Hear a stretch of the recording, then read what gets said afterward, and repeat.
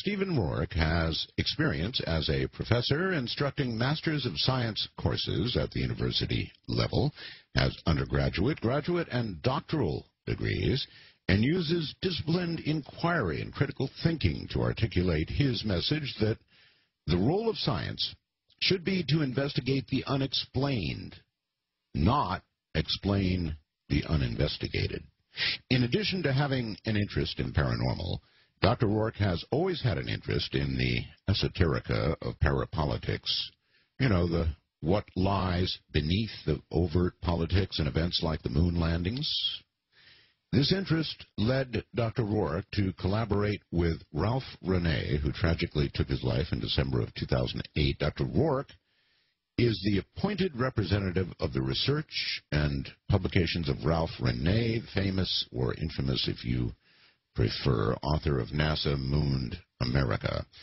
And so, Dr. Rourke, welcome back from our Typhoon Interruptus program of some couple weeks ago.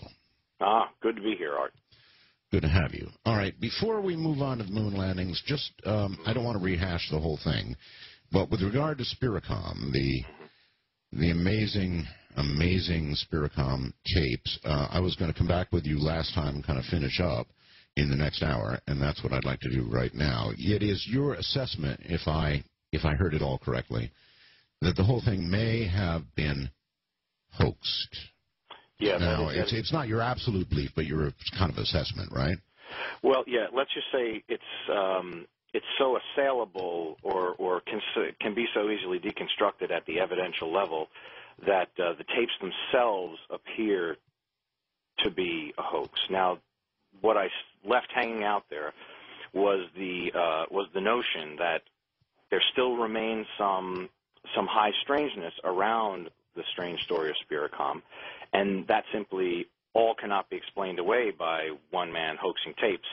And that's why I thought it would be an interesting conversation to have, really, where we would explore the implications of further study that kind of came out of this conclusion about the hoax tapes. That could be everything from, what does this say about our modern-day cult of techno-mediumship, the folks with the boxes and all this, doing the similar kind of exploration in ITC, which is instrumental transcommunication, and a subset of ITC, which is EVP, or electronic voice phenomenon. All right, that all said, with regard to EVP, we're short on time to the bottom of the hour here. I do a number of shows with people who collect EVP and play them on the air, and a lot of it's very eerie. You're not saying that the whole EVP thing is tainted by whatever you may or may not believe about Spiricom, right? No, and I'm glad you gave me that opportunity to clear it up, because that's most of the hate mail that came in was, in fact, people accusing me of throwing the EVP baby out with the Spiricom bathwater, and nothing could be further from the truth. Right. All right. All right. When we get back, and I am glad you had an opportunity to say that, Dr. Rourke. When we get back, we're going to turn our attention to whether or not America really went to the moon. I've got a lot of friends who are just convinced that we never went, and I mean they're convinced. Conspiracy theorists abound. I'm not one of them, but it's going to be an interesting program. I'm Art Bell. It is. That music is really special to me. In the final few episodes of Dead Like Me, I wonder how many of you remember Dead Like Me, and the star of that, George, one of the stars, main star, I guess. What a great show that was. What a super show that was. They played that music in, I don't know, the last couple of episodes or so, and I just fell in love with it. That's when I began using it on the air. And I happened to notice just, I don't know, maybe a week ago, the Dead Like Me movie showed here, and I watched it, and doggone if they didn't use that music at the very end. I told George how much I loved that music when she was on the program. And so they used it at the end of the movie. Now, I didn't like the movie as well as the show, and I didn't like the second year of the show as well as the first. I think they made some changes, in the production staff or something of that show. And so the first year of it was just absolutely incredible. In fact, when they began to replay it, I started to get all these emails saying, hey, Art, boy, what a great, great program that That was, and it was. First year of it particularly was just outstanding, and I wish they'd do a reprise. All right. In a moment, we're going to talk about whether or not America really went to the moon. And as I mentioned going out of the break, or into the break here, I have a lot of friends who are just really tied up, really invested in this topic, and will spend hours and hours talking about it. And so I'm never in a million years going to be able to bring up all of the various questions that need to be answered or controversies that need to be discussed about whether or not we did go to the moon. And there's new information, by the way. I guess a lot of people think that Stanley Kubrick did the whole thing. There's a website suggesting that may be the case, so we'll talk about that and all of the rest of it as well. And I'll kind of make it a caller-intensive program, I think, tonight, because a lot of you know an awful lot more about it than I do. So in a moment, Dr. Stephen Rourke, right back. One more quick item. Joyce in Mesa, Arizona, fast blasts me. You can do that, send me a little message. Art, I always look forward to hearing you, so please don't make me not want to listen. Actors make that mistake, discussing their political preferences to the degree ad nauseum where I refuse to watch them. I won't even watch them. I'm a 70-year-old Republican, and Obama scares me. Joyce, that's okay. Pretty soon I'll be a 65-year-old, most of my life, Republican, and it doesn't scare me. Anyway, Joyce, what I'd suggest to you and all the others that generate the kind of headlines we see that I was reading earlier, wait and see if there's any reason for fear before getting wide-eyed and shaky. All right. Dr. Rourke, welcome back. Great to be here. All right. Now, as I mentioned, I have all these friends who are, I'm not one of them, so I warn you that up front. I think we went to the moon, but I'm open-minded. You can get into the most heated discussions. I mean, heated enough that if you were flying a jetliner, you'd be in Europe before you finished, on your way to the East Coast. So there's a big split in the United States, in the world, about whether or not America ever really went to the moon. And what I'd like to do, as I mentioned, I think, I want to make it fairly caller-intensive tonight, because I know there's a lot of fanatics is the wrong word. What would be the right word? Help me here. How would you describe people who are just... Well, I guess what you're saying is they're so tied to a belief system, maybe one that's not based entirely on sound research, that they become kind of dogmatic. I've come across the same thing. And to be really clear, you're not speaking to a wild-eyed, conspiracy theorist. As a matter of disclaimer, I'm actually speaking tonight on behalf of the researcher Ralph Renee, who died December 10th of 2008 of a self-inflicted gunshot wound. So nothing I really say here tonight regarding the Apollo lunar hoax, albeit posthumously, should be construed as my personal opinion. I'm really taking the research and presenting it. Now, to be clear, I'm interested in the subject, to be sure, and have even collaborated with Renee. I performed the service of proofing his calculations and often grounding his speculations in conversations we had. And I made a promise to a friend, Renee, that I would not allow his research to die with him. All right, well, let's try and make it even a little clearer. I mean, being just really honest with me. Mm-hmm. Before we get into it, do you think we went to the moon or not? Yes, I'm glad you used the word think, because belief really shouldn't come into it. I think there's evidence we went to the moon. My difficulty is with the Apollo record. There are anomalies and inconsistencies in the Apollo record. At the photographic record level, the record of testimony, there's some disagreement as to the science related to radiation, which really leads back to a discussion of the Apollo photographic record, image anomalies, a lack thereof, some bizarre lighting anomalies happening in the photos. All kinds of things. I mean, whether or not they could have squeezed through the lander and, the escape hatch. So I guess, let's see, how can I ask this so I get an answer that I'm comfortable with? With respect to Spiricom, you felt that the evidence added up to the probability of at least a partial hoax, right? Yes. Okay. With what you know about the moon landings, America's trip to the moon or not, does the evidence, all the evidence when you consider it together in your mind, add up to a possible hoax, a probable hoax, or how does it? I'm trying to pry this from you effectively. Oh yeah, no, I'm really not trying to parse it. I'll state it more plainly. The Apollo record, absolutely, there are aspects of the Apollo record which are hoaxed in my mind. Okay.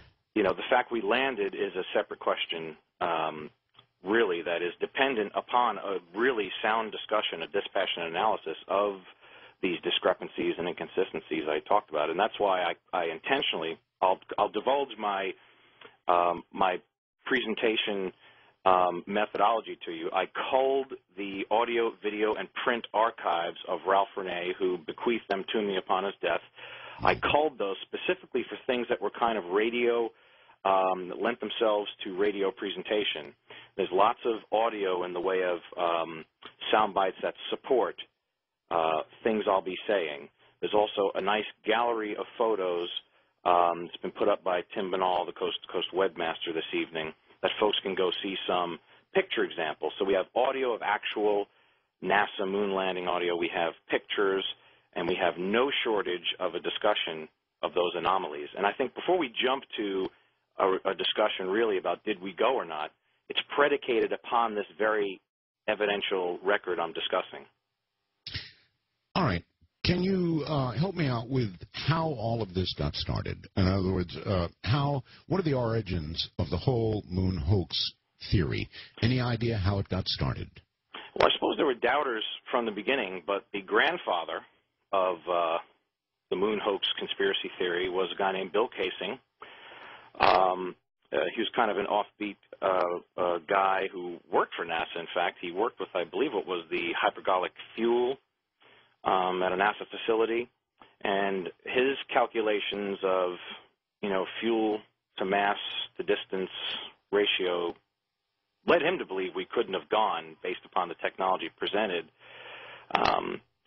Now, he was willing to entertain the notion that all of this was done as a matter of, theater, maybe faking the moon landings in a movie studio to convince the world that the U.S. had beaten the Soviets to the moon. Kind of putting a noble angle on a reason behind faking moon landing evidence. But in the end, he did conclude that there was no way man could have gone to the moon. So if Bill Casing is the grandfather of the moon hoax conspiracy theory, Ralph Renee would be the father, or his prodigal son, at least. Ralph Renee took the research of Bill Casing a step further, really. Casing put together manuscripts which were almost hodgepodge, mostly photostatic, Xerox, reprinted, whereas Renee took it to the next step with solid calculations, tons of references to the available literature, and referring to primary source NASA photos in which the anomalies are present. And so I really think it begins with Casing and not ends, but let's say a reincarnation of it in a more scholarly presentation of the moon hoax conspiracy theory was brought forward by Ralph Renee. Okay. In his book, NASA Mooned America. It's a very unfortunate title, but that was kind of Renee's sense of humor. So, how long has this stuff been on the net that I'm reading right now about Stanley Kubrick? The headline is Stanley Kubrick just about lost his marriage and everything else over the whole hoax business. Yeah, I don't know what to make of that. There was a film which appears to be some sort of a mockumentary, almost like an alternative 3 kind of thing, but dealing with the moon landing rather than, a moon space program relocating scientists to create a colony and all this. So I honestly don't know what to make of it. There's no way to verify this film. there's many people in this film. I have seen it. There's people speaking in languages I don't speak, so I have to trust the translations. If the translations are true, what's being said was either scripted to intentionally appear that that Kubrick had something to do with the moon landing films. If anybody could have done it then, it would have been Kubrick for sure. Well, for sure, and I think their evidence relies on, to me, a kind of bit of evidence that strains credulity. You know, Kubrick could have had any camera he wanted, essentially, at the time, for all practical purposes. He had more money than God. But he was interested in making a film. He needed a special camera that would do something for him in low lighting. His movie, Barry Lyndon, which, you know, not an incredibly complex plot, but it was just beautifully shot. These look like Victoria era paintings, the way the film came out.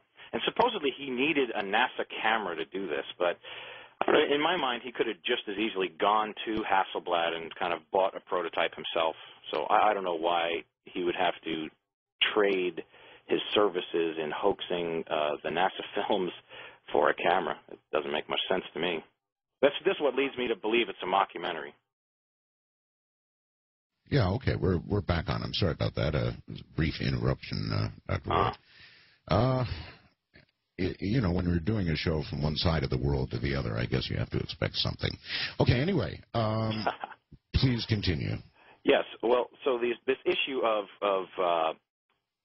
Kubrick needing a camera so bad, you know, needing this NASA camera which was intended to shoot in low lighting, needing this camera so bad to create his film Barry Lyndon that he would participate in a moon hoax.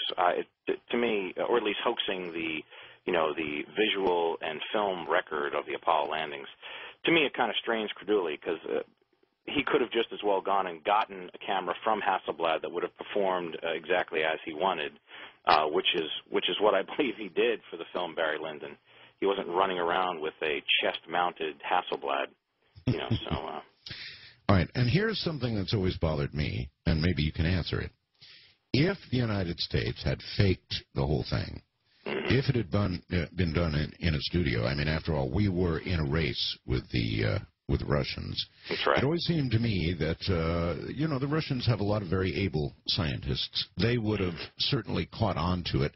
And the Russians, more than anybody else, would have screamed bloody fraud, bloody murder, if they had even a clue that we really didn't go to the moon. Well, again, I'm presenting René's thesis, so let me explain how his theses would have mitigated what you just stated. Sure. So, René's thesis was that Apollo's history was steeped in deception. This is the assumption going forward, and he presents his case for that with evidential point after evidential point. From its very beginnings with Operation Project Paperclip, Nazi Germany found a rebirth from the ashes of World War II, through the Central Intelligence Agency, the NSA, and NASA. And René came to understand that the space race at the top, this was his model, was orchestrated as a false dichotomy along with the arms race to concentrate wealth in a few hands and control the masses with a combination of fear and false idealism. So, keeping that in mind, there's a second explanation in our conversations. He often stated, he said, Steve, if that were not true, there's still the issue of if the Russians faked it too, there would essentially be a balance of powers at the level of releasing such information. In other words, there would have had to have been an agreement between the Russians and the Americans to do this, but I can't see. Or not. Again, the secondary theory, because there are multiple models to explain these things. Again, the second model would be that we knew that they were faking their spacewalks, and if they thought we were faking our landings, we would expose each other simultaneously, which would be advantageous for neither side. So it's more of a stalemate in the PR war with their own people, it would have been. Again, this is another model. Okay. That model, though, should have collapsed along with the Berlin Wall. In other words, I'm saying that when communism fell, somewhere in all the records retrieved after that happened, and there were many, even in ufology in a lot of areas, that we were able to suddenly read, all of that would have, seems to me, it would have come to light. Maybe not. Maybe there are some secrets so secret that no matter what, it's not. Well, if you look at the history of our own country, there are some secrets, let's say, related to MK Ultra, previously mentioned. The CIA's mind control program. We know that the bulk of those records were shredded, so we're left with small bits and scraps, and this may very well be the case. And something tells me that's how other countries operate too. They have a big shredding party. Yeah, I'm sure that's fair. Okay. Now, another big one, and that is, hasn't the whole issue been settled by the moon hoax theory debunkers? In other words, we've sent up satellites that have done a lot of high-definition meandering about the moon since that time, and have there not been photographs showing, I don't know, the American flag or the footsteps or pieces and parts that were left from the moon landing? Do we or do we not have that evidence? Well, yes, there have been, in fact, lunar reconnaissance orbiter photos taken photographing the Apollo sites. If we look to NASA launching the LRO to take pictures with a resolution of 0.5 meters per pixel, this LRO took photos of the landing sites, but the artifacts imaged are only a few pixels in size, and here's where the difficulty comes in. They are indistinguishable from boulders. Now, of course, people often look for confirmation, not information. So as you stated, when people who absolutely believe we did not go, they'll look at this and they'll see smudges and blurs and say that's not the landing sites. For people who absolutely believe we did go, they'll say, look, it's the landing site. But if we look directly at the evidence... Interestingly, though, Doctor, when we see some stuff on Mars, for example, we say, my God, there's Mickey Mouse. Look, or there's a human hand or a skull. And people see that, but they're... So I don't know. You're right. But if I could continue on this path, yes, because it's quite interesting to consider that when, quite ironically, the LRO photos, new discrepancies that I'm discussing, where it appears these are only a few pixels in size, it was promoted that the space probes Selene and Clementine photographed a soil disturbance supposedly caused by Apollo 15's engine plumes spreading out across the descent path. Now, hold on. I'm sorry to interrupt, but we're at the top of the hour. Believe me, we'll have plenty of time to get into this. We'll pick up on the LRO photos when we get back. Usually NASA says, that human hand, that skull, that's just a bunch of bunk. That's what you're seeing, until it comes the other way around. Other side of the world. Well, it's true. It really is true that I guess it depends on which side of the argument you're on. If Richard Hoagland says, look at these Mars photographs. I see a Martian condominium. I see windows. I see child's playgrounds and pools. And NASA says, no, what you see is pixelated nonsense, right? But if NASA gets a photograph and it's pixelated, and they say these particular pixels indicate that we went to the moon because here are the artifacts, then the other side will say pixelated nonsense. Dr. Stephen Rourke, back in a moment. Once again, Dr. Stephen Rourke, and we were talking about the LRO photos, Doctor. Yeah, actually, your summary was spot on, so I think little more needs to be said, except that the LRO photos show the disturbance really to be a cluster of bright impact craters, and so it is arguable both ways. Now, you could well imagine that the folks who say we never went, as you stated, that there's no significant disturbance seen surrounding what is assumed to be the lunar module, and that's problematic really for the folks who say we did go to the moon. The next logical question, as I think through the arguments, trying to be intellectually honest at every turn, is really, well, what about a ground-based telescope capable of seeing the Apollo artifacts, right, and just proving that the moon hoax advocates are wrong? Well, as of 2003, well, first I need to say Jarrah White is a documentary filmmaker who was also associated with Ralph Renee, and he interviewed Joss Hawthorne in 2006, and Hawthorne is the head of instrument science at the Anglo-Australian Observatory. And he explained that the Gemini Observatory for some time had a ground-based telescope capable of seeing the artifacts, and that all they needed as of 2003 were adaptive optics, a small-budget item, to overcome the distortion caused by the atmosphere. These adaptive optics have long since been installed on the telescope, and yet the folks at Gemini Observatory have yet to find and popularize evidence of the lunar module or other Apollo artifacts. Hey, how about that telescope we have circling the Earth outside the atmosphere? There have been many who have asked, well, why can't we use that? Yeah, Hubble. Well, so far as I know, it's got something to do with what Hubble is spec'd for. In my mind, I haven't found very good reason why they wouldn't just close the case with what you suggested, using the Hubble to do some high-res images, show everyone that the artifacts of the Apollo landings are there. And in fact, interesting, Art, people have put their kind of theory on the line and have said, Bill Casing, that we mentioned earlier, among them, and have said, if you just show us solid evidence the artifacts are there, undeniable proof, they say, we'll shut up and go away. And yet it's kind of hung out there. So this comes back to really this issue of telescopes that may be able to see things, reconnaissance orbiters that should have seen things. Really comes back to an interesting article in the BBC, which I'm sure caught your attention, about this fake moon rock revealed. And that was a kind of interesting article because that moon rock was given by the Apollo 11 crew to Dutch Prime Minister, and it turned out to be a fake. It was petrified wood, in fact. That's right. Yeah, and this has incredibly important implications, and I'll give folks some background.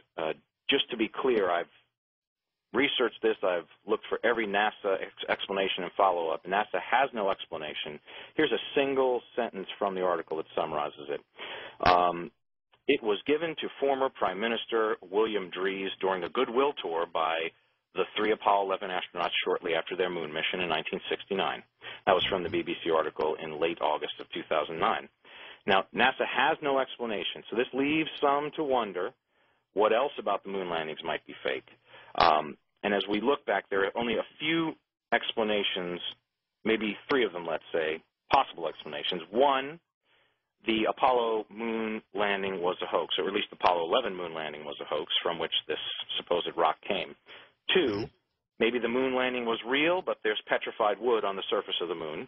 Or 3, the moon landing was real, but someone absconded with the real moon rock, replacing it with a petrified chunk of wood. And if the third option is what happened, the 3 main suspects immediately become the Apollo 11 astronauts themselves. This is problematic and probably why NASA has no explanation. Well, if you're going to hand somebody a rock and say it's from the moon, you probably wouldn't substitute petrified wood. You probably wouldn't. Yeah, I have every inkling that these astronauts believe they were handing this moon rock. But that's just another one of these little bits of information that strain the credulity of the story that, oh, there's just nothing to it. These are wild-eyed crazies who question the Apollo record. Well, that is interesting. Either it's a hoax or there's petrified wood on the moon or it was replaced. Now, all right, what else do we know while we're on the subject of the rocks? What do we know about the rocks? How much difference do you know is there between Earth rocks and moon rocks? Well, A lot, but there are moon rocks in Antarctica, obviously from cataclysmic ejecta. However, the more interesting question is, why is there a difference between moon rocks and moon rocks? It wasn't only our NASA's L-Cross, which was the latest impact study of the moon's surface. There was also European Space Agency's SMART-1 space probe to the moon. And upon impact with the moon's surface dust, just as our L-Cross did, lunar soil and moon rocks were dispersed and analyses performed. Well, it turned out that the moon rocks, the dust, and the like, upon dispersal when analyzed, were different than those collected by Apollo astronauts. So the real question is, why do those results differ? We can make up all kinds of excuses. Let me go backwards. Let me go a little backwards. Is there always a difference between moon rocks, a easily discernible difference between moon rocks and Earth rocks? Or could you find rocks here on Earth that are identical to the moon rocks? No, you could not. You could not. So we know for sure when we've got a moon rock and when we don't. Well, I'm not a geologist, but there are means under high pressure, just as people can make cubic zirconias appear to be diamonds. There are clearly means of creating what could approximate a moon rock. I'm not stating that I have any evidence for this. What I'm stating, you asked if it was always the case. I'm stating that maybe not necessarily, but so far as I know, they're easily distinguishable by testing. And again, the more interesting question is, if you went to the moon and brought back a moon rock, then a probe were sent to the moon to analyze the same material. Wouldn't you expect the same results? Yes. Basically. Well, we don't have I suppose even here on Earth, depending on where you land, you might find different mineral properties in a rock, right?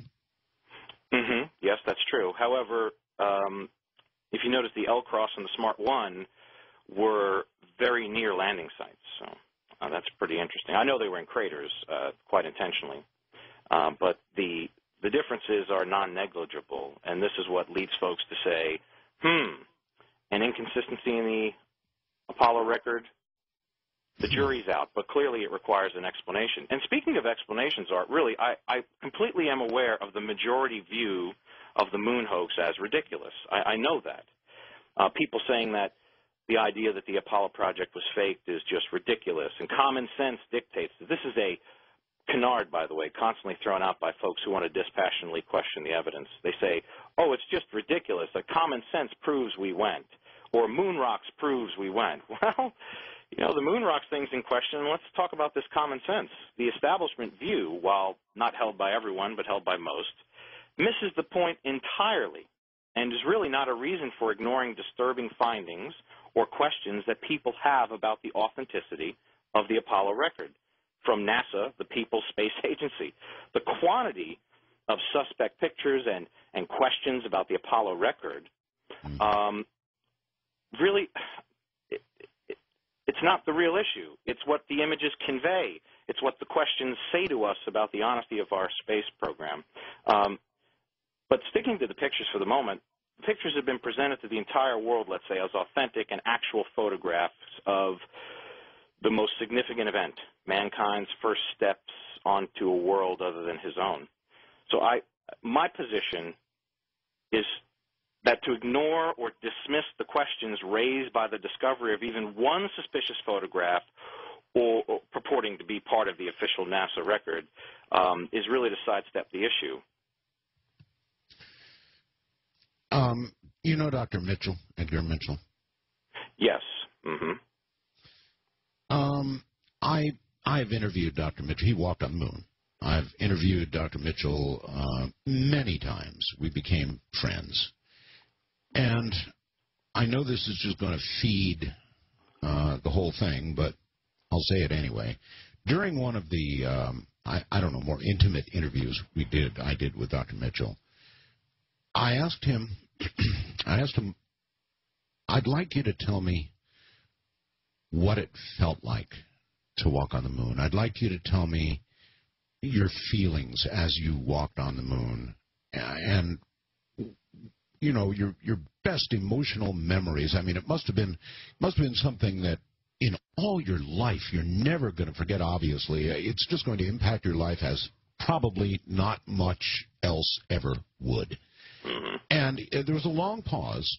I wish I had the audio to play for you. There was a long pause, and he said, you know, Art, this is going to sound strange, but I don't remember much of it. I don't remember much of how I felt. Now, that just blew me away. I was expecting this long explanation of, you know, the emotional freight train that went by as he walked where other humans, very few humans have ever walked, and I didn't get that. And it always, to this day, it stuck with me as, what? What? You don't remember what you felt when you walked on the moon? What? So, there you go. That's kind of a strange one, huh? Yeah, these are, now, I don't know if you can call any of this a preponderance of evidence so far. I really think the strongest case is to be made, again, as I stated, now, inconsistencies and anomalies in the Apollo record, I would think regarding the record of testimony that really does fall into that category and would lend itself to the preponderance of evidence. But yeah, that fact alone is quite interesting. Yeah. Yeah, it is, and it's one of those things that I've never been able to let go of. All right, how much of what the conspiracy theorists have believed over the years has been, in your opinion, firmly knocked down? Any of it? Oh, yeah. Yeah, this business of not seeing stars, for example. Now, in fairness to Ralph Renee's theses, the astronauts themselves cannot make their own minds up whether they saw stars or not. We have some audio with conflicting reports of astronauts being able to see stars and not being able to see stars. They had to have. You can see it. Look, we're looking through the atmosphere here on Earth. Good, clear night. You can see stars. They had no atmosphere. They had to see stars. Well, you would think. Well, if you want to play Cut 9, we can hear from Armstrong and Collins, who are quite conflicted on the issue of seeing stars. Oh, for that, yes, let's do it. What is it, Cut 9? Cut 9, yeah. Cut 9, all right. At the studio, if they're quick and nimble, let's have Cut 9. When you looked up at the sky, could you actually see the stars and the solar corona in spite of the glare? We were never able to see stars from the lunar surface or on the daylight side of the moon by eye without looking through the optics. I don't recall during the period of time that we were photographing the solar corona what stars we could see. I don't remember seeing any. Yeah, and the reporter asking that question, by the way, was Sir Patrick Moore. And kind of compounding this recollection is the fact that Michael Collins, astronaut Michael Collins, in his book called Carrying the Fire, notes that, quote, the stars are bright and they are steady, referring to the moon in daylight, by the way. He also said, this is 150 pages later, he wrote, what I see is disappointing, for only the brightest stars are visible, and it is difficult to recognize them when they are not accompanied by the dimmer stars. So they deny seeing stars, but then write about seeing stars. It's kind of confusing. Then compounding this, Renee thought this was interesting, that professional astronomers assured us that once we got above the Earth's atmosphere, the view would be incredible. We would leave behind the moving thermal layers of air, which causes those pinpoints of light called stars to twinkle. And we would also leave behind the reduction of intensity due to pollen, dust, humidity, and the thick layer of air itself. And so quite in contrast, you know, we've got Renee Collins saying, you know, gee, we don't see them, but then we write about seeing them. I'm sorry, who was answering that in what we just heard? That was Armstrong and Collins. Armstrong first, Collins second. My God. And the question was asked by Sir Patrick Moore in a press conference. I don't remember seeing stars. That's unbelievable. It really is. And the source for that, by the way, in case people think I'm finding this here, there, or everywhere, the source for that was the Apollo 11 post-flight press conference from Renee's files labeled August of 1969. This is an indication, by the way, when Renee said in his book, NASA Moon America, when he said, they said this and here's the source, you know, he would have the book, he would have the video of the press conference. This was not a man dealing in hearsay, to be fair to his theses, no matter what people may think about its validity. No, listen, that's very fair. How could they not see stars? You know, I always thought the stars were not in the photographs because obviously the cameras, I mean, anybody who's been outside trying to take pictures of stars knows full well that unless you really do a time exposure, you know, you open the aperture and everything, you're not going to get them. You just don't get them. Any light at all will overwhelm the camera, and you're not going to get something as faint as a star. But to hear an astronaut say... yeah, didn't perceive them at all. And this, by the way, is not only in contrast to what professional astronomers would have assured us, but Michael Melville, from a documentary called Space Tourists. I'll remind folks, the Apollo 1 crew claimed they couldn't see stars on the daylight side of the moon. And yet in 2004, when one of the first space tourists, Michael Melville, became the first commercial astronaut aboard Spaceship One, he had no problem seeing the stars on the daylight side of the Earth, which, by the way, would have albedo and brightness greater than that of the surface of the moon. So it's incongruous, to say the least, and it seems that from the first Mercury shot, according to Renee, each and every astronaut has been compromised by the stars. These very same stars are clearly visible by test pilots who flew high-altitude rocket planes in the 1950s. So a very incongruous record. And this to say nothing of some of the earliest NASA photo fakery, also in NASA Moon America by Renee, and presented on Coast to Coast AM in the photos gallery. We have a zero-G and a spacewalk flight compared side by side.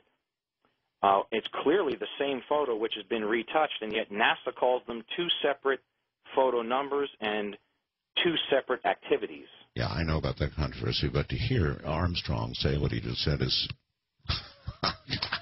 We're at a break, Dr. Rourke, and my mouth's hanging open over that one. It's the mouth of Art Bell. My God, the stars. Remember that line? The stars.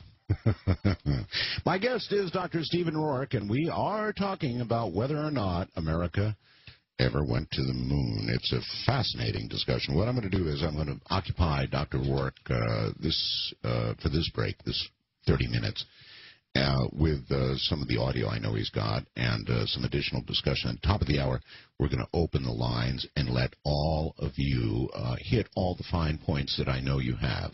And again, I know there are many of you out there who really believe we didn't go to the moon. Many of you are my friends who believe that and believe it very strongly. So I want to give you a voice, and that'll be coming at the top of the hour. Right now, we'll take a break and be right back with Dr. Rourke. Well, all right, Doctor. A couple of things that do stick out. I don't have all the minor points that so many have, but there was a big controversy about the amount of radiation the astronauts would receive on the way to the moon, and, of course, solar flares and all the rest of that, radiation. But even without a major solar flare, and I can't remember the record, whether there was one or not, but even without one, there are those, I believe, who contend that the amount of radiation would have killed them, and there would not have been enough protection to have done the whole moon trip thing. So what do you know about that? Yeah, well, firstly, records show that, and in fact, this is something Renee had been able to uncover and present in his book, NASA Moon America, that NOAA's Comprehensive Flare Index for major solar flares, a look at the data shows that there were, in fact, powerful major flares August of 1972 during Apollo. And we can hear some of the clips that tell us just how powerful and fast the protons from that solar flare were. It's particularly important to note that NOAA 720, which is the solar flare I'm referring to, was nowhere near as powerful as the major flares recorded in 1972. This is the benchmark in the data. There's also the issue that Renee found the combined index value for all the major flares during Apollo 12 exceeded that of the single largest flare from the August 1972 period. So, you know, he did his homework. He also did his homework regarding the radiation. This is a controversial issue that really NASA continues to send a mixed message about. In the credits of an ABC News segment from 2004 called Back to the Moon, ABC is sending a confused message by way of their consultation with NASA. If we can listen to track 15, Peter Jennings, in a closer look segment, says, and he presents a reporter who states, and I quote, "Nobody knows how to protect the astronauts from the radiation that is found in deep space." All right, let's play it. That's track 15. Go. We are going to take a closer look tonight at President Bush's plans for a new American adventure in space. Some of these things are not yet technologically possible. Nuclear rockets might take years of research yet, and nobody knows how to protect astronauts from the radiation that is found in deep space. Nobody knows how to protect astronauts from the radiation that is found in deep space. Yes, I just repeated that there for effect, obviously. But we also have Dr. Tony Phillips at NASA, who presents audio articles, and he contends that the spacesuit would have offered little resistance to this issue of radiation and flares. This, again, is from a NASA advocate in his NASA audio article, in which we are told about the major solar flare of NOAA 720 that I referred to earlier as the benchmark flare. So there's plenty to be said about discrepancies in this business of radioactivity traveling through the Van Allen radiation belts, to say nothing of how this radioactivity would have affected the film, which is another question. And again, this is not to make a final judgment, in my mind, about did we land on the moon. That's kind of hyperbole. I think a decision like did we land on the moon ought to be predicated upon a dispassionate analysis of the evidence. And it's important that discrepancies be looked at. When moon hoax theory questions are brought up, for example, to the then-acting director of media services for NASA, he says things like, I don't really know, things like, the fact of the matter is we did go to the moon. Instead of addressing the issue, NASA flirts with releasing a book and then pulls the project from Oberg. They were going to release a book that dispels moon hoax myths. So the messages are quite mixed. You know, we've gone there, but it's tough to get there again. We could get there again, but now we don't know how to protect them from radiation, but they've been there and are not dying of cancer in any rate greater than the normal population. So I'm kind of confused, and other people looking at the evidence ought to be. I am too. Now, this seems a matter of pure science to me. We knew at the time how much radiation they were taking based on the activity on the sun. We know, basically, I believe, how much is going to be taken in a trip through the Van Allen belt. So this should be not a matter of controversy. This should be a matter of simple science, or maybe not so simple, but science, right? Yeah, well, yeah, it should be. It should be. Because we have the issue of, you're correct, it could be tracked back to REM per hour. And, the facts are, all you need is 500 REM and you're dead. And we were looking at a total dose of 1,800 REM from a single flare alone. That number triples if you consider traveling through the Van Allen belts even at its weakest point. And all of these facts and figures are, in fact, delineated in Renee's book.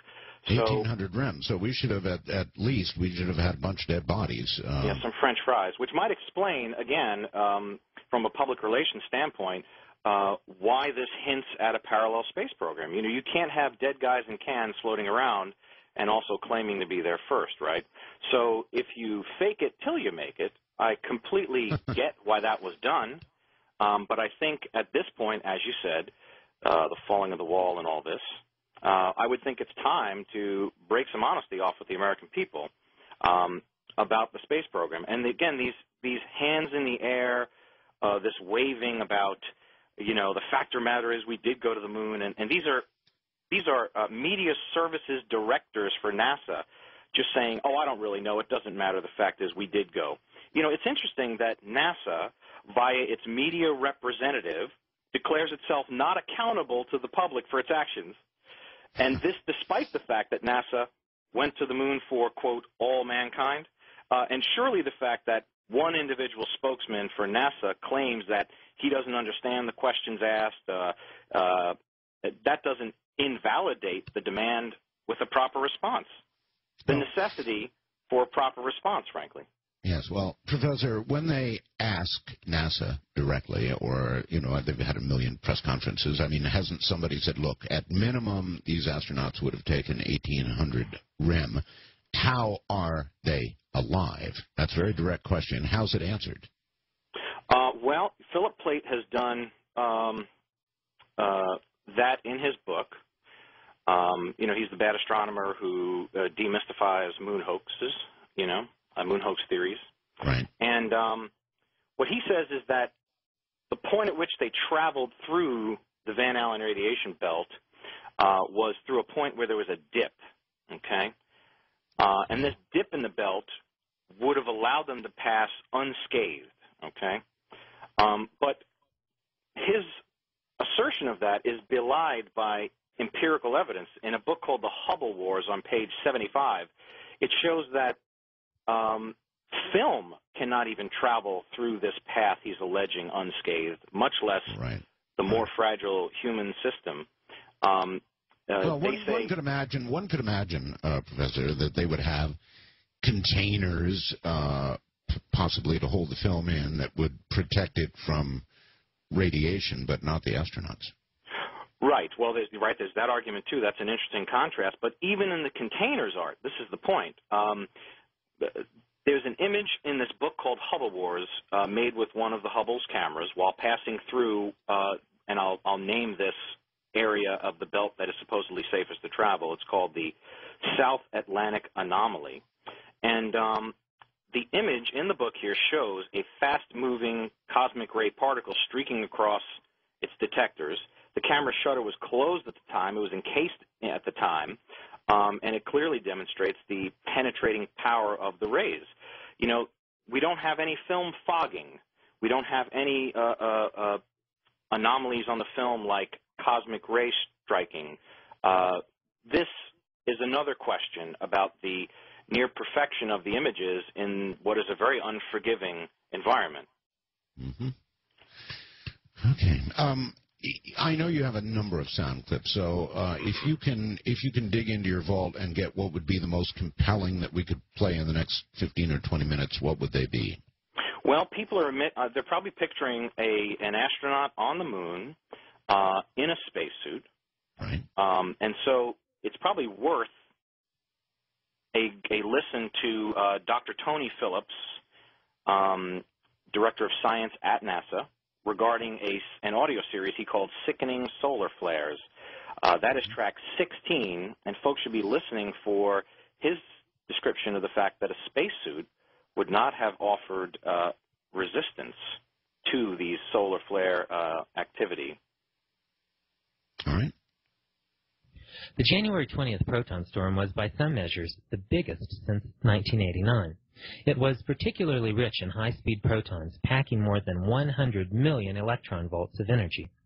Such protons can burrow through 11 centimeters of water. A thin-skinned spacesuit would have offered little resistance. Yeah, that makes sense. I'm convinced myself that a spacesuit would not offer much resistance and protection. Yes. And then there's the other issue of the LEM itself. We've got this people don't realize the construction of the LEM is quite deceiving. It looks sturdy. But, I mean, there's an issue of the fact that the skin is paper thin on the LEM. So if we listen to track 20, you'll have Harold Loden, Apollo 11 mission controller, and Gene Kranz, flight director, discussing this exact point from a 2006 documentary, Apollo 11, The Untold Story, and that's track 20. Go. The skin on the crew cabin was very thin, and that was all done because of weight savings. Weight was a very critical item that always had to be considered in anything that you did. If you really took your finger and poked hard at it, you could poke right through the outer skin of the spacecraft. It was about the thickness of 2 layers of aluminum foil. But it's the kind of thing that you were reasonably cautious that you didn't jab any pointed objects through. Well, you see, both of these men, whose credibility is unimpeachable, both these men talk about how thin the LEM's walls were. Krantz, in particular, says that one could easily jam their own finger through the walls. Yeah. And so Rene questioned if this could have been effectively pressurized to 1/3 sea level atmosphere as claimed by NASA. I think that's a good question. I do too. Which almost brings us from this issue of could you get there, could you survive, to all right, what did survive and was presented to the American people is the business of the Apollo film. And so this is a good transition to image anomalies. We have an expert, Dr. David Groves, who discusses really what are many inconsistencies. I will note that Groves is a physicist in the UK, and he's a specialist in image processing with a PhD in image analysis. He, not being an American, doesn't really, let's say, have the vested interest in protection against disconfirmation of the whole we landed on the moon thing, you see. So if we listen to track 22, Dr. David Groves has some perplexing things to tell us. Okay, let her rip. I've been involved in image analysis for 25 years now. I did my PhD developing holographic computer techniques for analyzing images. My company, Quantic Image Processing, use these image processing techniques to extract 3-dimensional information from 2-dimensional images used in industry and used in medicine. The NASA pictures that I've analyzed contain many inconsistencies, a whole core of which have no rational explanation or excuse.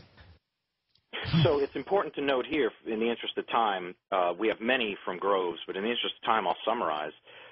The many inconsistencies he refers to in the photographic record of Apollo are 1, converging shadows from a single light source, 2, what appears to be backfill and what's called hotspots in the Apollo astronaut lunar photos, what he believes is due to an additional light source.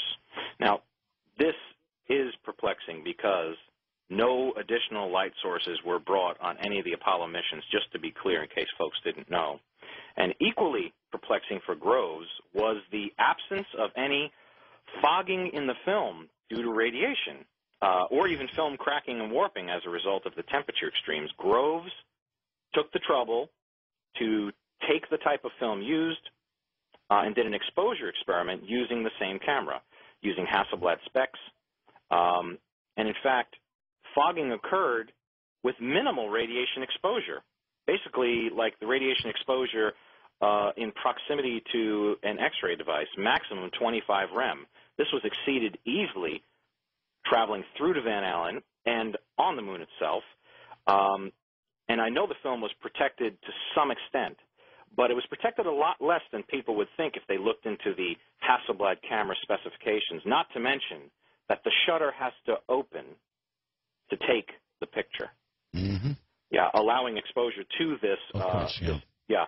So these are questions like what effect would these temperature differentials have? You know, the temperature is 240 to 280 degrees Fahrenheit on the bright side of the moon, and it's below 0 in the shadow of the moon. And so it could be expected that these types of temperature extremes could not be compensated for by what NASA defender Brian Welch, again, then acting director of media services for NASA, claimed was a very special film designed with thin, and I quote, designed with thin gels and special emulsions. Well, you know, this business of thin gels and special emulsions really doesn't wave away the questions we've just brought up. No, it doesn't.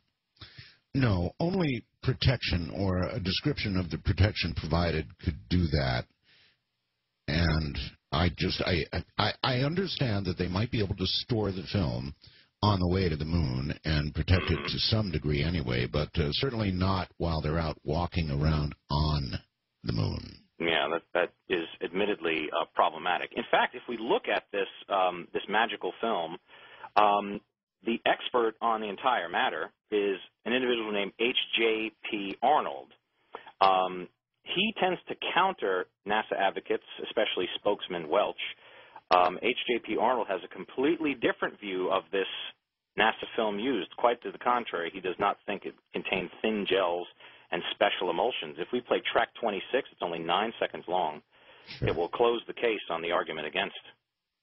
It was Kodak film. It was essentially the same as ordinary film at that time. It was essentially the same as ordinary film at that time. The same as ordinary film. Yeah, and so this leads to the question, because I know we're kind of presenting the audio evidence here. It leads to the question, well, perhaps the camera was special, right? Maybe Hasselblad in Sweden was the NASA, by the way, Hasselblad in Sweden was the NASA-appointed manufacturer of a camera capable of functioning on the lunar surface. And Jan Lundberg was the project engineer responsible for the design and building of the camera. And Jan Lundberg tells us some quite interesting things. He has questions himself about how the pictures could have shown what they show. Right. We have just some of the questions we'll get to include the ordinary ectochromic film somehow surviving the vacuum and temperature extremes. We have the issue of astronauts descending ladders in deep shadow, and yet we can see them plainly. And we also have... listen, we're at the top of the hour. Time is flying, so we'll take a break here at the top of the hour and be back with more with Dr. Stephen Rourke and whether or not we went to the moon. Fly to the sun without burning a wing? Why not? If you can go cruising through 1800 rem and just feel great, then what's the sun without torching a wing? Hi, everybody. I'm Art Bell, filling in for George Norrie, taking a well-deserved day off. Dr. Stephen Rourke is my guest. Subject, did we or did we not go to the moon? Did we hoax the whole moon landing? And I'm opening the phone lines now, so feel free to start us down a road that you'd like to be on. I know there are a million different questions about all of this, and I imagine Dr. Rourke can address most of them. So, as I said, feel free. By the way, I've got email, and I'd love to hear from you. I try my best to answer my emails, but I get many of them. I'm artbell at mindspring.com. That's ARTBELL at mindspring, MINDSPRING.com. Feel free to fire me off an email, and I'll do what I can. From the other side of the world, this is Coast to Coast AM, which absolutely owns the night. We'll be right back. All right, Dr. Rourke, I know that we're about to go to the phones, but before we do, if there's any other sound clip that you feel is very compelling and you want to get on prior to going to the phones, now would be the time. Well, if we could, perhaps punctuate our conversation with callers with some of the audio evidence if it lends itself. Sure. Because I do warn the folks that they'll ask me a question. I give very complete answers. All right. Well, in the interest of time, we'll do what we can. All right. Let's begin then. Let's go to Ted in Wisconsin. Ted, you're on the air with Dr. Stephen Rourke and Art Bell. Howdy. Hi. I'm wondering, with the long history of people who have been trying to get into areas that the alphabet agencies didn't want them to get into, we've got a word now where they say someone was suicided. I'm wondering just what were the details of his friend in regard to this. Okay, I'm actually looking at the Scott County Health Department certificate of death, and I happened to be speaking to Renee in the days leading up to his death, and he was in a great amount of pain. He was a kind of stubborn guy who refused medication, believed it would cloud his thinking. He didn't want pain meds. I believe he left this place on his own terms. He was a colorful, stubborn, single-minded man. There's every evidence that he took his own life through what the coroner's calling an intraoral gunshot wound using a 20-gauge shotgun. Okay, well, I just know that there's plenty of other cases where the original findings were later brought into dispute when someone was getting into areas like this, like the scientist David Kelly in England, for instance. Mm-hmm. No, I agree. It's just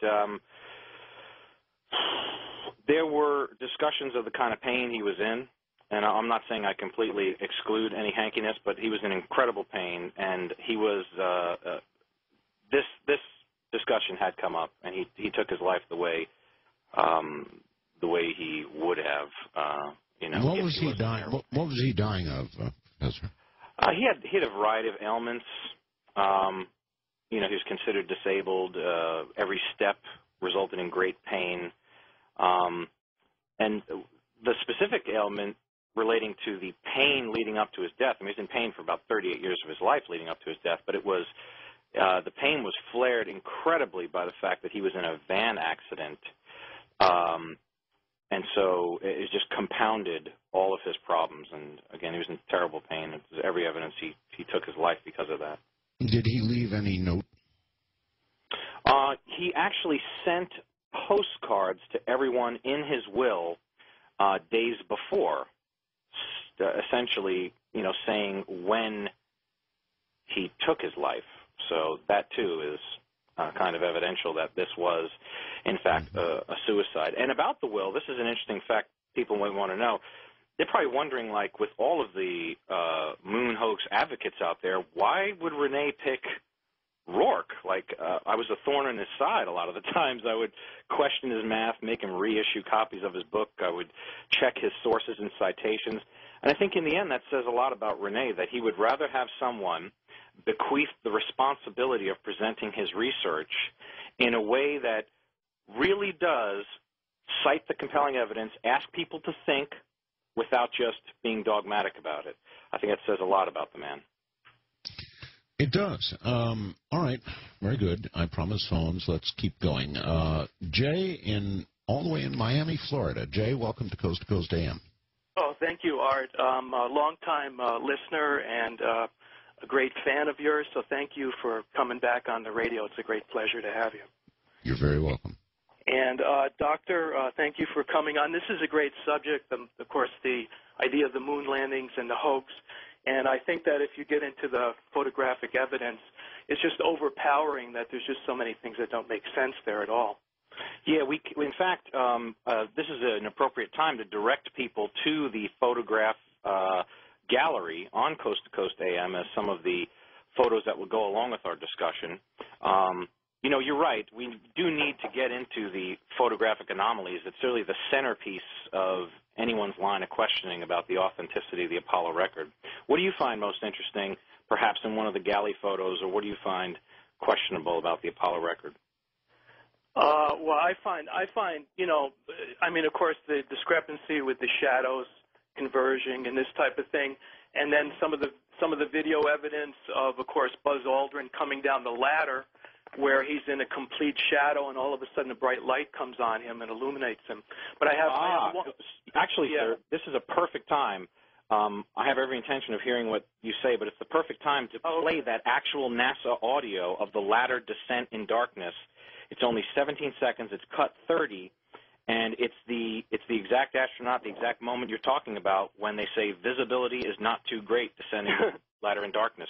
All right, let's do it. 30. Cut 30. Okay, your bliss looks like it's clear and okay. Visibility, as we've said before, is not too great. Okay, I'm on the top step, and I can look down over the RCU and landing gear pad. Visibility, as we've said before, is not too great. So what Rene pointed out, by the way, that this gave eyewitness testimony to the fact that the LEM was in the shadow side during this Apollo 11 mission. He further wondered how such brilliant images of the astronaut's shadow side could have been taken. He wondered how such brilliant images of the astronaut descending down the ladder could have been captured in such darkness, especially when the video camera was fitted with a night lens, but the still camera was not. Yeah, it's amazing because I had gone to the library and gotten a DVD, and which is NASA footage, and looked at it, and immediately I said, wait a minute, apparently he's up there, but it's in complete shadow. Now, if there's no atmosphere whatsoever, obviously there's no other reflection or light that can be in that area. It's pitch black, and all of a sudden, it's as though they put a spotlight on it all of a sudden. It just brightens and lights right up. Well, I've got to disagree that there was no other light source. I mean, there is the issue of the albedo of the moon. You know, the moon's surface is somewhat reflective. However, what you just mentioned about this bright spot on the heel of the boot and the brightness of the astronaut descending the ladder, that could simply not be from albedo. The numbers don't support it. In fact, this lends itself to a question about the contrast of the film. This must be magic film NASA used, because the still camera is not fitted with a night lens. According to H.J.P. Arnold, expert in all things NASA and film, he claims it was ordinary ectochromics film. So we're wondering, how do these nearly perfect publicity shots occur when all the scientific facts would belie such a shot existing?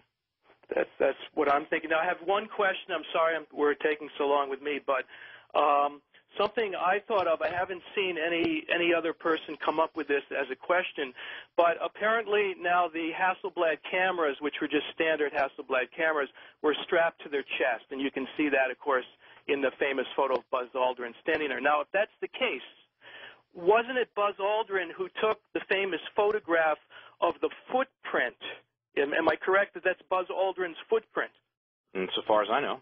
Okay, now if he took that picture of that footprint and it's perfectly centered and a beautiful picture, how did he do so if the camera was strapped to his chest? Did he bend over? Did he hold on to something? How did he see it?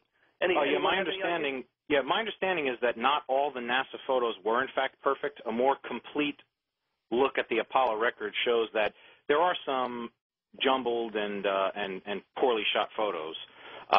But that could have been taken by simply leaning on the ladder and, as you said, kind of bending over and approximating the center of the image. Yeah, I mean it's possible, but I doubt if he was actually leaning on a ladder.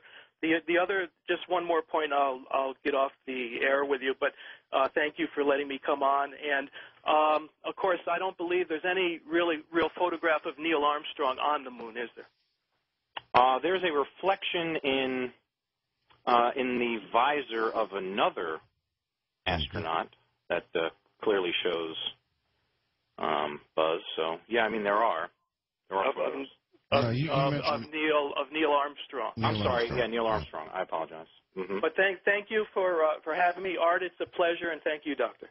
Oh, you're welcome. And in fact, to kind of punctuate his point, if in between this next call, Art, if we could play track 31, it's H.J.P. Arnold discussing the enormous contrast problem of the film, and it speaks to this caller's wondering as to how this ladder descent in darkness could appear so bright in the still pictures. Track 31 is only 10 seconds long. In the moon, where you have no atmosphere, shadow is black and highlight is really violent highlight, so you have an enormous contrast problem.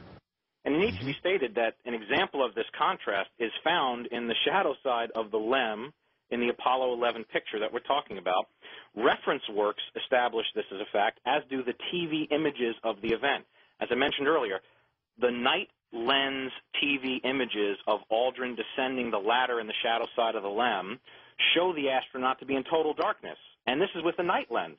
When compared with the still images of the same event, Aldrin is well lit, and there are even bursts and what seem to be light flares from an additional light source being deployed to make what would have been an unusable picture into like a perfect publicity photo that NASA would need to communicate lunar superiority over our Soviet competitors. And that image with the boot heel brightly lit, by the way, is in the gallery. It's labeled as AS11-40, some other numbers. It's called Hotspot on the boot heel. They can see that picture for themselves. It's quite curious. All right. To Florida once again, and Bob. Bob, you're on the air. Hi, Art. Hi, Dr. Rourke. Listen, I'm sitting here stunned that we're even having this conversation. giving the LRO sub-meter resolution images of all Apollo landing sites and the tracks that the Apollo 15 astronauts made traveling back and forth between the ALSAP instrument package and the Apollo lander. Let me just raise one specific issue to challenge the validity of his arguments and also to call into question how well-versed the doctor is. The doctor last hour stated, as I remember, that the Smart 1 impactor from the European Space Agency and the recent October 9th L-Cross impact in the crater Cabeus in the southern hemisphere of the moon both landed near Apollo landing sites. Now, I don't know about the Smart 1 impactor. I can't remember. But I can tell you that the L-Cross that impacted with the mass of an SUV at high velocity into that crater in the southern hemisphere of the moon was vastly far away from the Apollo landing sites because they were all in the equatorial region of the moon. That right there calls into question, for me, his expertise. Mm-hmm. Yeah, well, I'd have to concede your point if you're correct on that. May I make a point, Art? Sure. If I could finish, buddy. Let him finish. And then I'm sorry. I was just about to, congratulate you on correcting me. I'm not one of these guys who pretends I'm right about everything. I'm a pretty quick study, but there's a lot to know with all this. So, there's every possibility I'm wrong about that. And, Art, may I make one more point? Oh, okay. I wasn't quite done, but yeah, I'm you sorry. go ahead. Why would I want to talk? Go ahead. No, I'm sorry. I'm not used to this. I apologize, Doctor. I will stop. No, you go right ahead. Okay, one thing is please consider the fact that on the moon, the Earth is blindingly bright as far as an object in the sky, vastly brighter than the moon. Is it possible that Earthshine was responsible for the anomalous brightenings during these photographs? Okay, I'm going to give a complete answer if you're okay with that. Okay? Yeah, okay. Go ahead, Doctor. Listen, that the astronaut would have been adequately lit while in the shadow side of the LEM solely from natural light like Earthshine bouncing off the lunar surface is untenable, according to Ralph Renee's research, and in direct contrast with the Apollo 11 TV footage. This surface reflection argument is really advanced by the debunkers of the moon hoax, but again, Renee found it to be untenable. To make a direct comparison, the surface of the moon has an average, on average, has the ability to reflect light from any source whatsoever at whatever distance from its surface to the same degree as asphalt on Earth does. That's about 7%. In other words, whatever the strength of light arriving on the lunar surface, whether by natural or other means, the ability of the average lunar surface to reflect light remains, that's constant. In fact, the lunar surface luminosity is what you're referring to, is so low it doesn't even manage to illuminate the shadow side of the smallest rocks. Consider that. And this has much to do with the fact that there is no atmosphere on the moon to aid the light reflection and refraction as it does with low luminosity. However, the same argument holds. If natural light on the moon doesn't backfill and illuminate the shadow side of even the smallest rocks, how do astronauts in the shadow side of the LEM become well lit and illuminated to the point of actual hot spots and film flare? So this is why some people, experts I presented, were asking the question, why does it appear that artificial light sources were used in the creation of the Apollo record? I'm asking the question. May I respond? Yeah, sure. Okay, we're not talking about the reflection off a very low reflective albedo from the moon. We are talking about direct reflection from the Earth, not bouncing off the lunar surface, which you're correct is about 7%, close to asphalt. We're talking about direct illumination, analogous to the full moon on Earth, but vastly brighter because it is the Earth with its cloud layer being reflected directly on the astronauts. I understand, but you're missing the point. If the astronauts are in the shadow side of the LEM, there's nothing direct about Earthshine and the astronauts. There could be, Doctor, and you might be right on this point, but consider this. The shadow part of the LEM is defined by the solar illumination, not the Earth's illumination, which is at a different altitude and azimuth on the lunar surface. Therefore, while they could be in the shadow from the sun, that doesn't mean they were in the shadow from the Earth. Also, I would like to point out that there are a number of other problems, but you know what, Art? I don't want to take up any more time. There are a bunch of problems with what the doctor is proposing. Yeah, well, Renee's theories, while encapsulated very well in his book, NASA and Moon America, with high-res glossy NASA photos reprinted in full color, lithographed, It's just an amazing book, and he does a better job of presenting this than I do. But again, I made a promise to a friend that his research would not die with him. I will state, however, for the record, that while the book is available, there's only about 50 copies left. The bulk of them are on, let's say, eBay and available on the site. Once this research is gone, records like this on air will probably be the surviving research of Ralph Renee until I get some sort of a commemorative book out about him. So I feel it's necessary to restate the caller's position. What he's saying is they're in a shadow, but they're not in a shadow. This doesn't exactly make sense to me whether you're talking azimuth, sunshine, earthshine, or any other shine. They're in a shadow, and yet we can see detail of the spacesuit to the point of a flare on the astronaut's boot. All right, Professor, hold it right there. Good questions, good answers. Not all of the research. You may not have all of it down, Pat, but you're doing a great job. I'm Art Bell. Or better said, the other side of the world, Southeast Asia. Good morning, everybody. I think it's pretty much morning across the listening audience area. Dr. Stephen Rourke is my guest. I think it's worth bearing in mind that this man is presenting somebody else's research, and so in doing so, he may get some things wrong. He may not present it as passionately or as in detailed form as the original researcher might have done. So bear that in mind as you're listening. We're discussing whether or not we actually went to the moon.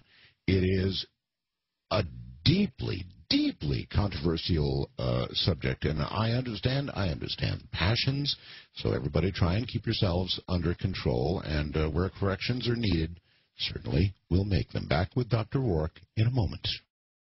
I've got a suggestion by a Fast Blaster that it's an insult to those who died in the Apollo program to be even discussing this. I don't go along with that. I think that something of this magnitude, I don't know, it'd be kind of an insult to the American Constitution, freedom of speech, and all the rest of it not to discuss this sort of thing. Doctor, welcome back. Yeah, I'm sure not out to insult anybody. And so far as I understood, neither was Ralph Renee. I think, as you said, these are questions that are really fundamental to the people's right to know the entirety of the data from the space program. And essentially what's being done here with the callers is questioning the Apollo record.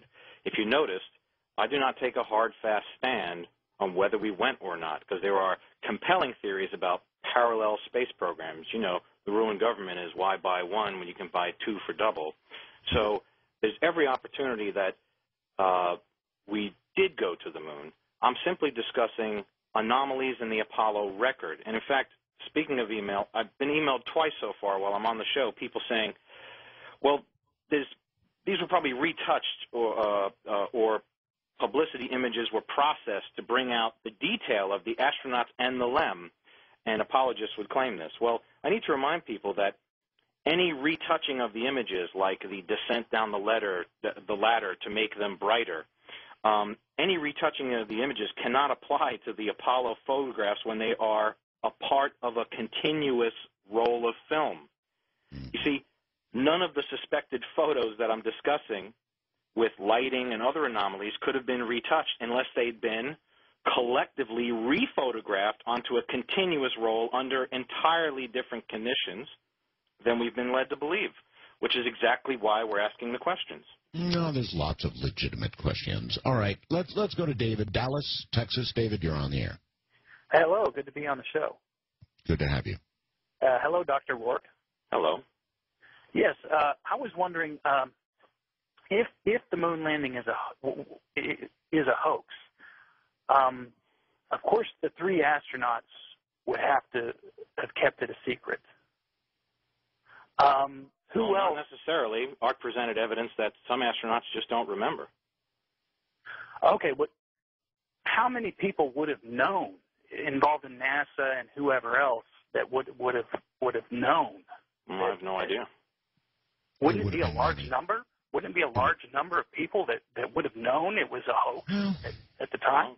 I have no idea. That's like asking, how many people know that the sinking of the Maine was a hoax? Who knows? I don't know how many. What kind of question is? I can't. There's no way to answer that. I mean, could you surmise an approximate number? No, I think it would be quite a few. Also, I had a couple related questions. Would some of the same arguments that you're making to debunk the photographs of the alleged of the possible hoax of the moon landing, could you use some of the same arguments to debunk such things as photos of Bigfoot and things like that? Of course, yes. I guess. I wouldn't know. I don't know why you put me in that camp. This is not about Bigfoot, but okay. You seem to be walking me through some path. If I say enough yeses, I got to say yes to the next thing you say. I would add now then that I don't know much about Bigfoot. I'm not really curious about that. The discussion is not about Bigfoot, and I don't know how many people were involved in a conspiracy if there was one. What I do know is that if there were a parallel space program and we did go to the moon under a different set of technical circumstances, it would have been wise to publicize the method that you told everyone you were going to the moon via. And as far as the number goes, I have no idea how many people would have known, or if they did know. I don't know. It could have been a large number, but one would imagine, if you're imagining the whole thing was a hoax, that it would have been a small number. I mean, all of the, I suppose, the controllers could have been fed false information so that they certainly believed that it was really occurring. Well, the data was, you're correct, the data was extremely controlled that way. In fact, the first images we had were actually images of images off of a large telescreen. So almost in a bizarre way, they did a time delay and this controlling of the raw feed. It is quite interesting that maybe in that manner you wouldn't have to have a great number of people, let's say, involved in any knowledge of a conspiracy. Or it could be a lot more innocent than that. Again, I remind people of the alternate explanation that if your government had every intention of your safety in its heart and decided to allow the real astronauts to go, that might have taken longer. Maybe they faked it till they could make it because we had to beat the Russians. You know, I don't know what people think Rene was proposing or what I'm representing as his research, but I haven't been discussing any diabolical individuals with blood coming off their fangs. You know, I don't know how many people were in any conspiracy if there was one. Okay. All right, to Virginia. Mike, you're on the air with Dr. Stephen Rourke and Art Bell. Thank you for taking my call. Sure. And Art, nothing against George Norrie and Ian Punnett, but it's nice hearing from you again. Great to be heard. Not only was the United States and the Soviet Union racing each other to the moon, but there were several other nations that would have been able to follow our spacecraft to the moon with radar and back. It seems to me that if they were to try to not have something go into orbit and fly to the moon and back when they said they did, that it would be taking a huge gamble. Mm-hmm. I think there were amateur radio operators that tracked the communications. There were, and how many optical telescopes were capable of seeing what was going on? I'm not sure, Doctor. I'm not sure about that either, but I do know that Rene proposes the argument in his book that satellites could well have delivered fraudulent pings, signals. Likewise, this could have been entirely robotic, thereby not risking the embarrassment of dead astronauts floating in a can to the utter embarrassment of the United States, thereby giving supremacy to the Russians in the public mind. That's a good point. So, in other words, it could have been sort of a partial hoax. Something really went to the moon, something orbited the moon. I doubt you could have done a mechanical moon landing and then taking off again, but certainly it could have been a spacecraft sent and then orbiting the moon. Well, and there's this issue too, Art. I want to bring this up because there's almost a middle ground here. You know, as a person who is willing to concede, you know, hey, we went to the moon. I get it. But there's so many anomalies in the Apollo record, there must be a model to explain why. So the reason why may be the very thing we stated. If NASA had to fake it till they could make it, now they're stuck with keeping all the preceding missions to have the same look and characteristics of the initial photos. So it may be that while Apollo 11 was faked, maybe the mission for Apollo 16 was not, but the photos had to be so they wouldn't look discontiguous in the set of all of the landing mission photos. By the way, I'm hearing the administration is considering skipping the moon and going directly to Mars. Had you heard that?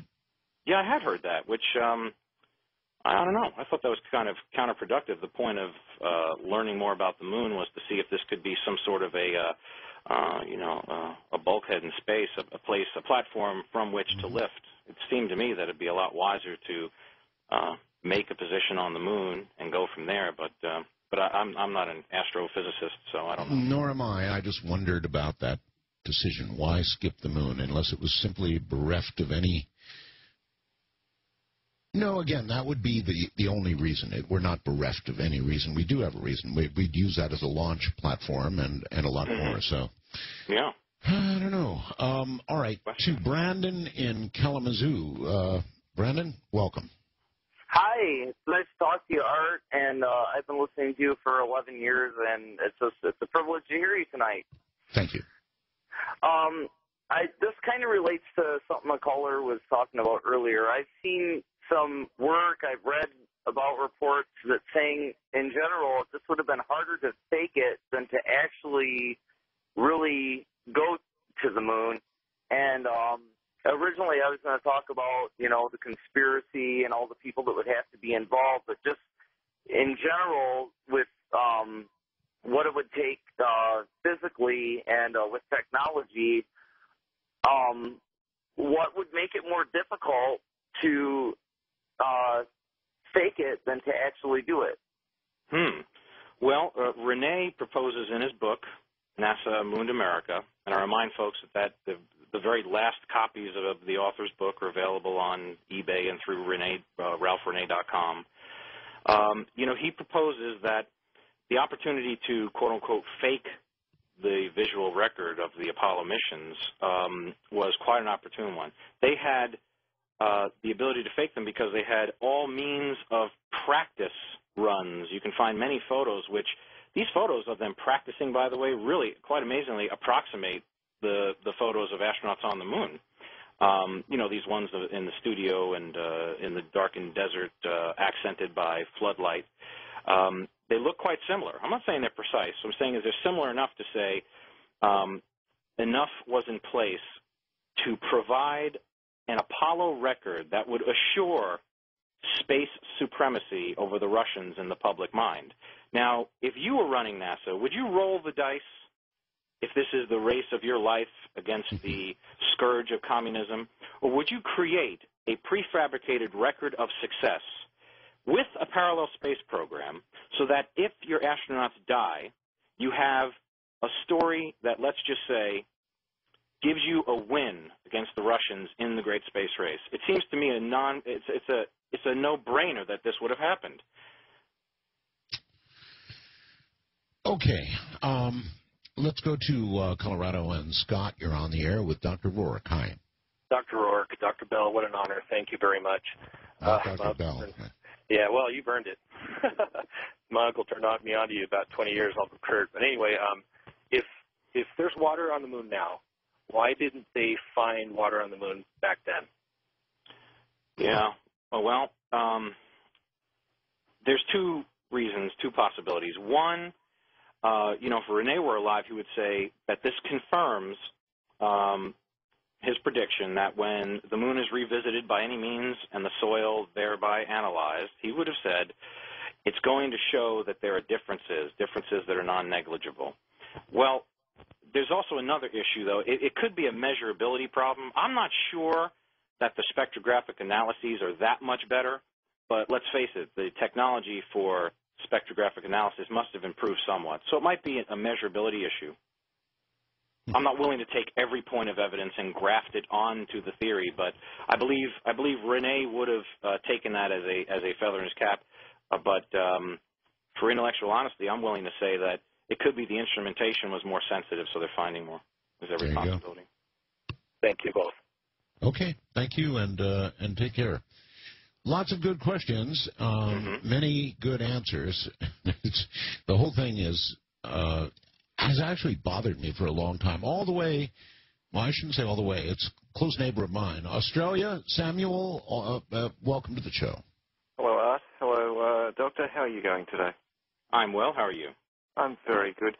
I'm just wondering what you think about the theory that with all of the extremes in temperature and radiation that are outside our atmosphere, that if that's the reason why the footage had to be faked and the landings didn't happen, if that could be the reason why, with all of our vastly superior technology now, we haven't continued manned missions to the moon or beyond.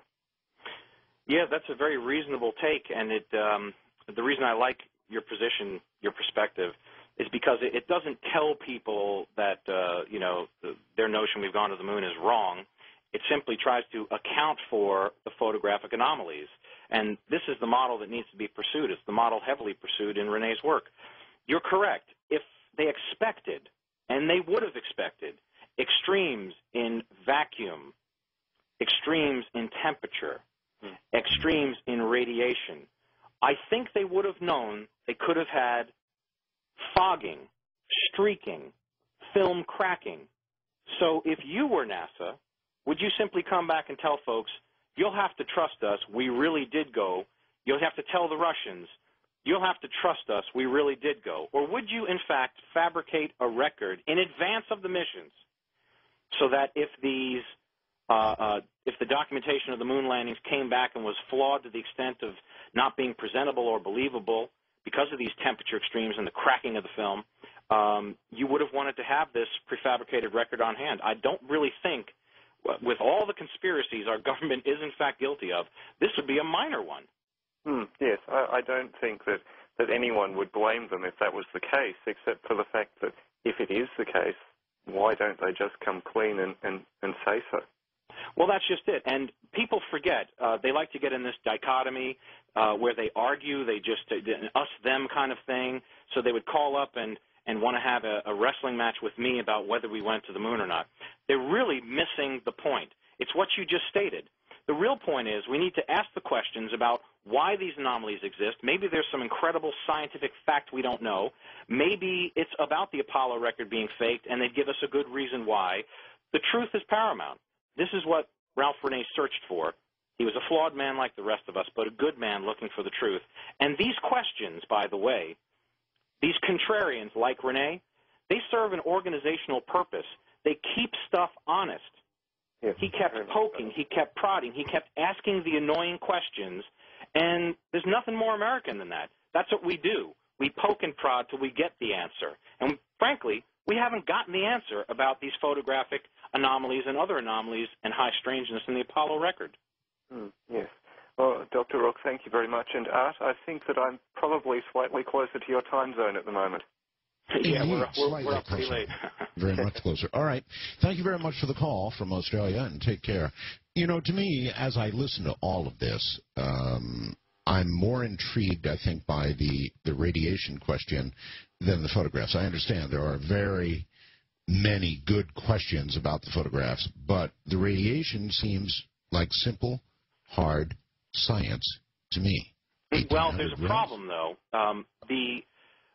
The complexity of the radiation argument is one that's difficult to grasp because the rad, it's a calculation. You've got rads which vary by belt, by distance traveled. Then there's the issue of time traveled through the given areas. So ultimately it takes a very complex analysis, which was done in chapter 10 of Renee's book, but it is really it's a kind of nerdy analysis, and it wouldn't play well on radio. I'm afraid we'd have people careening off the road snoring. Right. But if they were to eBay search and pick up the book, it's a rare find.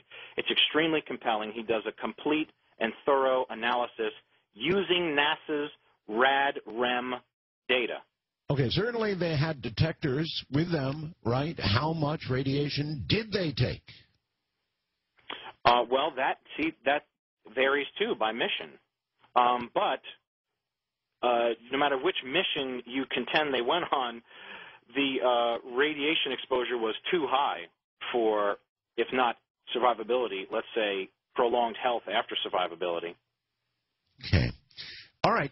Dr. Stephen Rourke is my guest, and what? I think he said anything over 500, and you'd be a body returning to Earth, a dead body. So I guess I need to know more. I'm Art Bell, and this is Coast to Coast AM. The never-ending ride. Good morning, everybody. Dr. Stephen Rourke is here. He is presenting evidence gathered by another of the suggestion that we never went to the moon, that the moon, the whole thing was faked. Or, actually, let me correct that, that it was perhaps partially faked or entirely faked. And I know it's hard for a lot of people to swallow, and it produces anger. People get angry about this kind of thing. Everybody, including me, by the way, wants to believe that we went to the moon. And, in fact, I do believe we went to the moon. Some of these questions, though, are very troubling. The radiation is a prime example for me. It seems to me that they would have had extremely careful records of how much radiation was, in fact, received in transit by the spacecraft and, in fact, by the astronauts while they were on the moon. So all of that should be a good, solid record, and NASA should have good, solid answers, and yet it remains controversial, as do the photographs and other aspects of the whole mission, or missions, I guess I should say. More in a moment, taking your calls for Dr. Stephen Rourke. We'll be right back. Thank you, by the way, for all the good fast blasts. Tom in Canyon Lake, Texas, fast blast following to me. Please ask him about the 1/6 G of the moon, measuring the height of jumps and the time duration of each should verify if the video was in fact taken on the moon. Doctor? Yeah, that's true. A analysis of exactly what he's discussing was done by Renee. That's been furthered and rather popularized on the web, in fact. Some people have alleged it's as simple as the fact that some wire assisting may have been done and a mere slowing down of the film. I don't know. I haven't made a decision one way or another about it. I would think slowing of the film would be detectable technically. Yes, it sure would. Then there's the issue of, aligning the narrative with the Apollo record. But yeah, I'm going to put that in the kind of who knows column. But it's an interesting thought.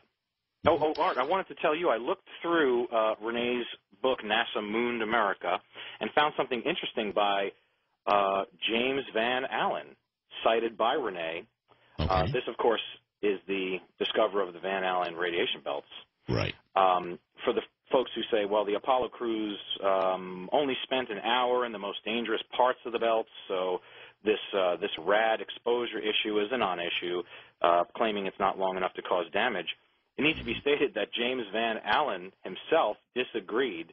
In the March 1959 Scientific American, he stated, and I quote, it's a quick quote, "The discovery is of course troubling to astronauts. Somehow the human body will have to be shielded from radiation even on a rapid transit through the region." And then later, in December of 1961, in an issue of Space World, he wrote, quote, "Owing to the great penetrability of the high-energy protons therein, effective shielding is quite beyond engineering feasibility in the near future. Hence, the inner zone of the Van Allen radiation belts must be classed as an uninhabitable region of space as far as man is concerned. The outer zone is much more difficult to avoid. A living organism could not survive this level of radiation damage.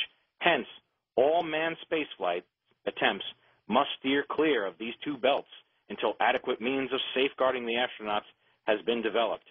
And, of course, Renee argued that adequate means had not been developed with the thin skin of the LEM, and obviously ABC News, after consulting with NASA, was not convinced either. You heard the 2004 Closer Look report where NASA is still claiming, gee, we don't know what to do to protect astronauts from radiation of space. Mm-hmm. Michigan finds John. John, welcome to Coast AM with Dr. Stephen Rourke, and I'm Art Bell. Good morning, gentlemen. There is a BBC special documentary that came out some years ago called A Funny Thing Happened to Me on the Way to the Moon. Mm-hmm. And have you guys seen it? Well, if you're talking about the Bart Sibrel work,